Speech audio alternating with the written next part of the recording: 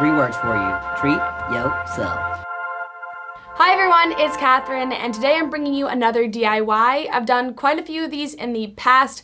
The good thing about my DIY series on my channel is that I know practically nothing about how to do arts and crafts. I'm very inexperienced with most of the tools I've used, so that means that if I can do it, probably most of you can do it, and this one itself is really cool because it's very inexpensive. Doesn't take up a ton of space to make or hang up, so if you don't have a ton of wall space, it works for that, and it can also make a great gift. So for those of you that have a friend that likes a certain song lyric or a quote or anything that would fit on the page, it's going to be really easy to make. You can actually make it with them, and it becomes a really nice piece of wall decor for your own room or maybe your dorm room.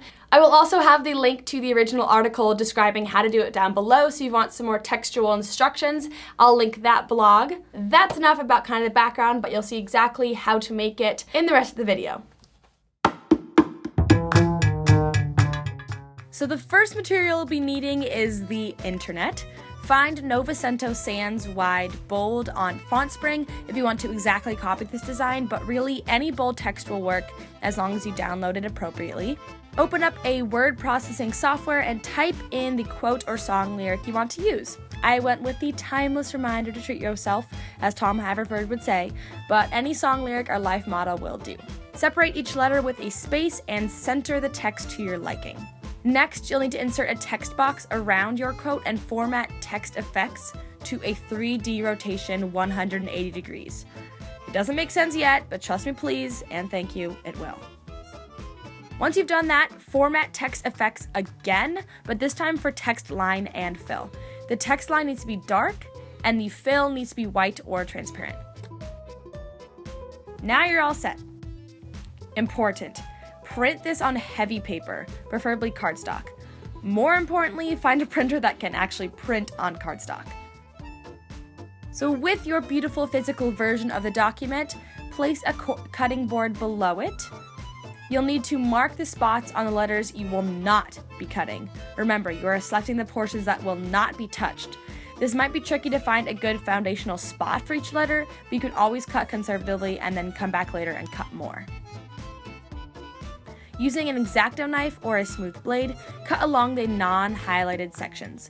I found it easiest to not make short strokes, but to turn the paper around as I was cutting so that as I pulled the blade, it was always directly towards me, which is not safe, I know, but it was effective.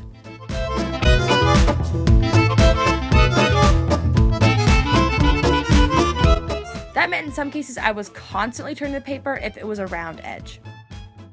When you've cut through the paper entirely, start popping those pieces out. You may have to go back and make deeper cuts or go in from the front side. Either way, whatever works.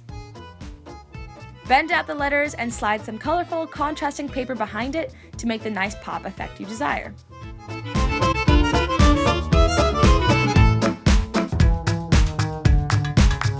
And now you have a piece of art you actually made yourself, so that's all there is to it. So that's the finished product and the full steps of how to create this. As you can see, it was pretty simple. It didn't take a ton of time, no more than probably like 30 to 45 minutes, depending on how long it takes you to cut everything. It's super customizable, so if you have any questions, definitely leave them down below. I'll do my best to answer them. Tweet me a picture if any of you try this at Katherout. But as always, like if you enjoyed the video. I'll see you all next time, and Katherout.